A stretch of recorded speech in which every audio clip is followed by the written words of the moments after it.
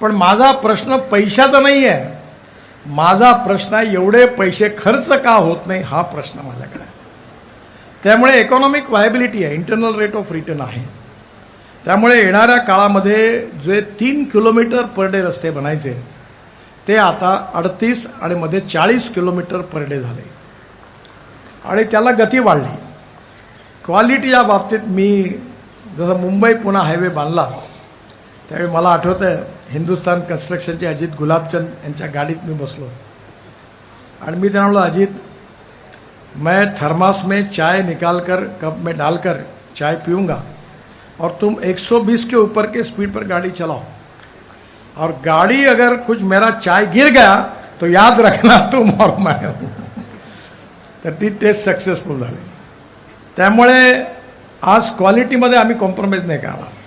मी अनेक कॉन्ट्रॅक्ट तुमको जेल में डालूंगा, अनेकांना आता ब्लॅक लिस्टेड करणार. क्वालिटी याकरता की ही जी ॲसेट्स आहे हे माझे नाही आहे, हे माझ्यासमोर भारतीय जनतेचे आहेत. त्यामुळे क्वालिटी उत्तम राहिली पाहिजे.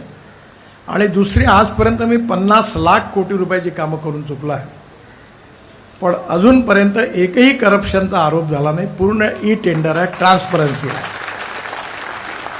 त्यामुळे कुठल्याही कॉन्ट्रॅक्टरला माझ्याकडे त्याचा ठेका मंजूर करून येण्याकरता गरज पडत नाही.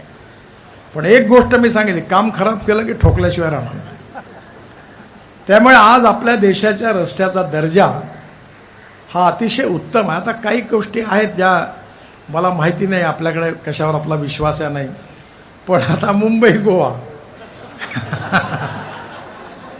आता खूप अडचणी आल्या, पण तुम्ही काळजी करू नका. या वर्षीच्या जूनपर्यंत हा रस्ता 100% पूर्ण होईल. कारण बराच